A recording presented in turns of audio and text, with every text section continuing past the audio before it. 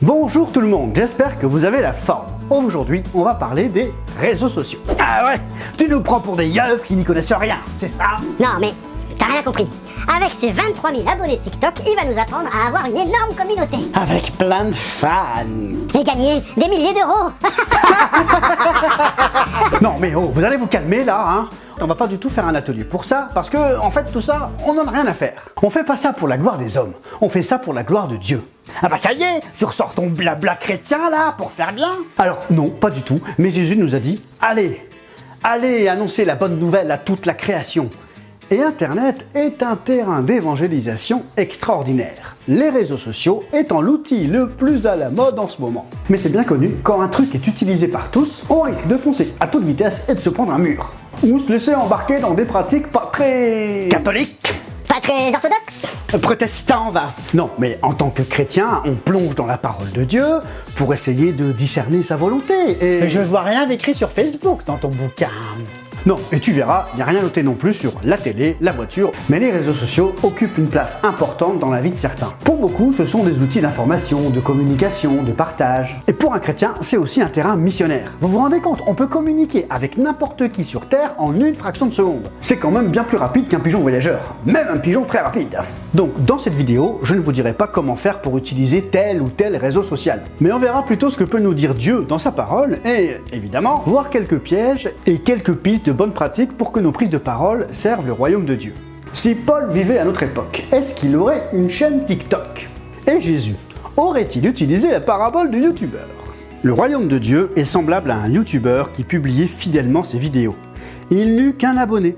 Mais par la persévérance du youtubeur, cet abonné trouva le Christ et reçut la vie éternelle. Amen! Une âme vaut mieux que 1000 vues. Bah, c'est vrai que les réseaux sociaux au premier abord, ça peut faire flipper. Surtout quand on voit toutes ces filles avec plus de bijoux que de vêtements. Ces gars qui se paranent dans des villas de luxe. Sans parler des pratiques occultes, le New Age, la divination, ou même les pratiques immorales. Oui, c'est vrai qu'il y a des publications qui sentent pas bon le royaume de Dieu. Les ténèbres dominent certaines pages, mais n'est-ce pas là où il fait le plus sombre que la lumière brille d'autant plus? Paul dira aux Corinthiens dans 1 Corinthiens 6,12 « Tout m'est permis, mais tout n'est pas utile ». Ah, bah voilà un verset que beaucoup aiment utiliser pour justifier de faire n'importe quoi. Ah, il n'avait certainement pas lu la suite. Mais je ne me laisserai dominer par quoi que ce soit. Et ensuite, Paul exhorte à ne pas pratiquer le péché sous prétexte de liberté. Et Paul, à son époque, utilisait les autoroutes romaines. Les réseaux sociaux, c'est un petit peu nos autoroutes romaines à nous, aujourd'hui. Il dira également aux Romains, dans Romains 12,2, « Ne vous conformez pas au siècle présent, mais soyez transformés par le renouvellement de l'intelligence. » Et Jésus nous donnera le mandat missionnaire par excellence, « Allez, faites de toutes les nations des disciples. » Il n'a pas dit de faire des fans de Jésus, « Faites des fans de moi !» Non, mais de faire des disciples. Et pour former un disciple, ça prend du temps. Ça s'accompagne. Les réseaux sociaux ne sont ni bons ni mauvais. Ce sont des outils qu'il faut savoir utiliser avec sagesse pour ne pas tomber dans les grands pièges. Et c'est très facile de se laisser avoir. Le premier piège, c'est l'orgueil. Quand on publie quelque chose, on a une tendance naturelle à se demander si on va avoir beaucoup de likes. Est-ce qu'il y aura des commentaires? Est-ce que les gens vont partager? Est-ce que je vais avoir plus d'abonnés? Est-ce que ma chaîne fonctionne? Le grand danger, c'est de chercher la réussite au regard des chiffres.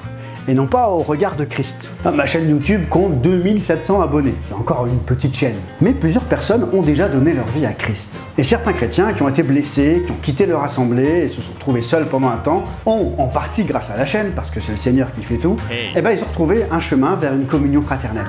Dans un premier temps au travers d'Internet, puis ensuite en vrai. Enfin en vrai, en chair et en os. Au tout début, alors que j'avais qu'une centaine d'abonnés, j'ai été connecté avec d'autres créateurs de contenu qui aussi avaient qu'une centaine d'abonnés. Mais nous étions tous issus du milieu du New Age, le nouvel âge. Et on a eu à cœur, après des temps de prière ensemble, à créer un groupe de soutien et d'accompagnement pour toutes les personnes qui sortent du New Age, qui sont à Christ depuis pas longtemps, ou alors certaines qui sont encore en chemin, qui se posent des questions, qui savent pas trop. Mais par ce groupe, il y a eu des baptêmes, il y a eu des frères et sœurs qui ont retrouvé le chemin d'assemblée. Mais surtout, ceux qui sont arrivés il y a 2-3 ans, c'est eux qui encouragent les nouveaux qui arrivent, c'est eux qui les accueillent, c'est eux qui les prennent en main. Donc, si le Seigneur vous a mis à cœur d'aller sur les réseaux, écoutez votre cœur. Et allez-y, mais cherchez avant tout le royaume et pas les statistiques. Le deuxième piège, c'est de perdre du temps.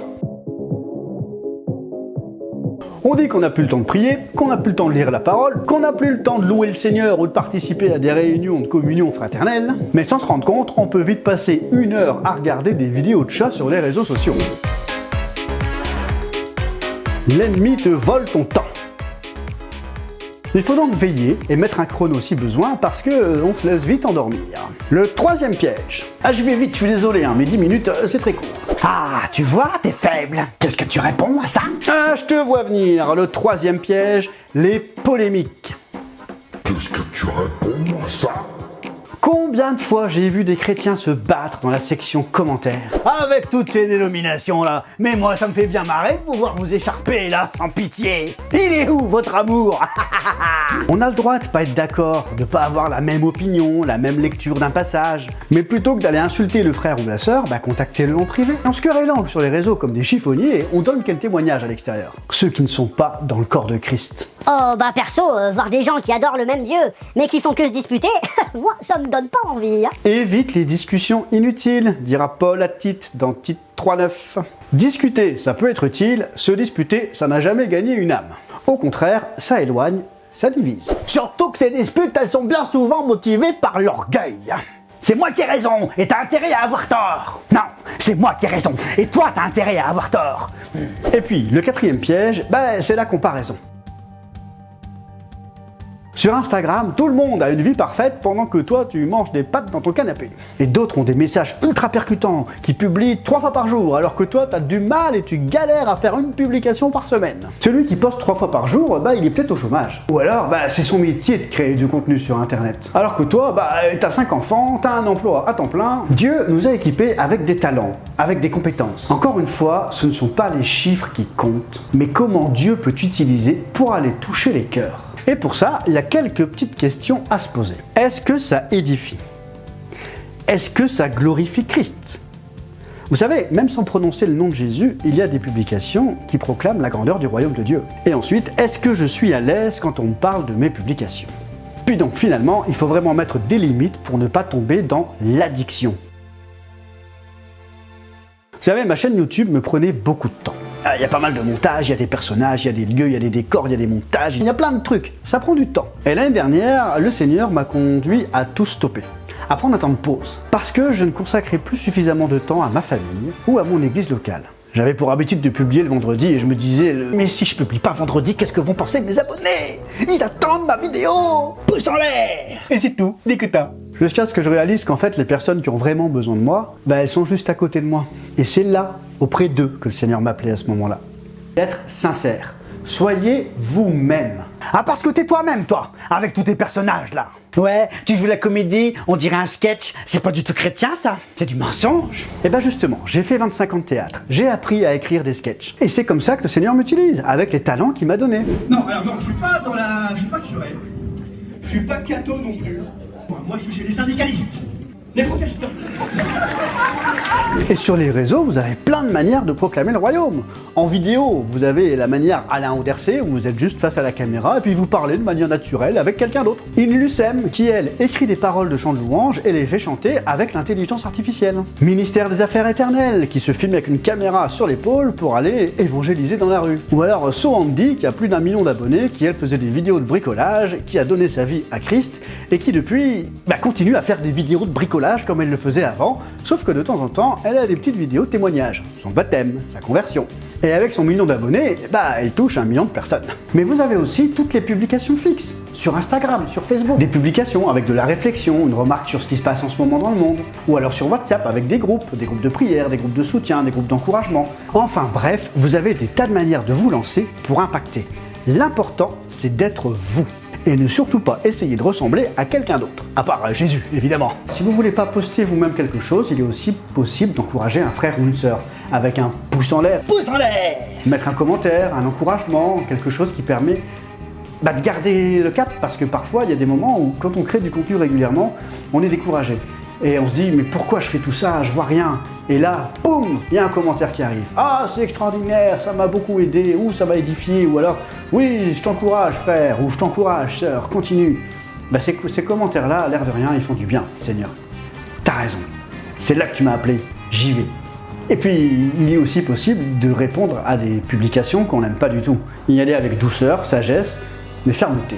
Vous seriez étonné de voir comment Dieu peut toucher les cœurs. Chaque post peut être une semence. Mais les réseaux sociaux ne doivent pas être nos maîtres, ce sont des outils, ce sont nos serviteurs. Parce qu'entre de mauvaises mains, ils peuvent détruire. Mais entre les mains d'un chrétien rempli du Saint-Esprit, ils deviennent un outil puissant pour proclamer le royaume de Dieu. Alors faisons tout pour la gloire de Dieu. Soyez bénis!